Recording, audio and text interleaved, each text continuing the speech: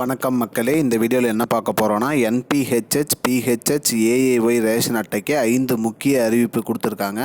அது என்ன அப்படிங்கிறத பற்றி தான் இந்த வீடியோவில் பார்க்க போகிறோம். நம்ம சேனலுக்கு யாராவது புதுசாக வந்தீங்கன்னா மறக்காமல் நம்ம சேனலை சப்ஸ்கிரைப் பண்ணி பெல் ஐக்கானை கிளிக் பண்ணிக்கோங்க. இந்த வீடியோவுக்கு ஒரே ஒரு லைக்கை மட்டும் கொடுத்துருங்க. வாங்க வீடியோக்குள்ளே போகலாம்.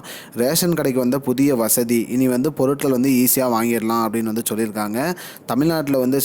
தமிழ்நாட்டில் செயல்பாட்டில் இருக்கும் அனைத்து ரேஷன் கடைகளிலும் உள்ள பிஓஎஸ் கருவி மூலியமாக நம்ம விரல் ரேகை பதிவு செஞ்சு பிறகு மட்டுமே நம்ம பொருள் வாங்கிட்டு இருக்கோம். சிலருக்கு விரல் ரேகை வைப்பதில் சிரமம் உள்ளதாகவும் கூறியிருக்காங்க.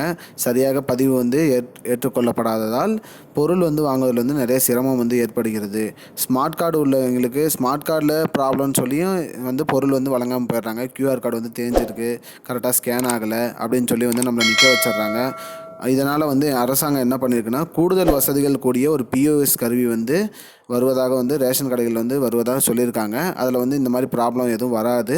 1க்கு 2 பிஓஎஸ் கருவி ஒரே ரேஷன் கடையில் இருக்கும்.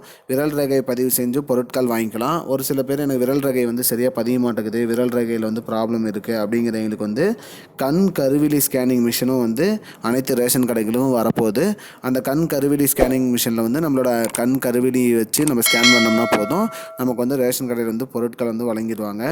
இந்த இயந்திரத்தை பயன்படுத்துறதுக்கு அனைத்து ரேஷன் கடை ஊழியர்களுக்கும் பயிற்சி கொடுத்து வராங்க. அந்த கண் கருவிழி ஸ்கேனிங் எப்படி பண்ணணும் அப்படிங்கிறத அனைத்து ரேஷன் கடை ஊழியர்களுக்கும் பயிற்சி கொடுத்துட்ருக்காங்க. பயிற்சி கொடுத்து முடித்தவொடனே அந்தந்த ரேஷன் கடையில் நம்மளோட கண் கருவிழி ஸ்கேனிங் பண்ணி முடிச்சுட்டு நாம் பொருட்கள் வாங்கிக்கலாம் அப்படின்னு சொல்லியிருக்காங்க. மேலும் இந்த திட்டம் விரைவில் அனைத்து ரேஷன் கடைகளிலும் நடைமுறைக்கு வரும்னு சொல்லியிருக்காங்க. இதுதான் இப்போதைக்கு முக்கியமான பயனுள்ள தகவல். இது போன்ற பயனுள்ள தகவலை தெரிஞ்சுக்கொள்ள நம்முடைய சேனலை மறக்காமல் சப்ஸ்கிரைப் பண்ணுங்கள். நன்றி மக்களே. I don't understand your jokes, man. Because it's not a joke. முன்ன பின்ன தெரியாத ஒரு பையனுக்காக விடுற அந்த மனசு இருக்க, அதான் கடவுள்.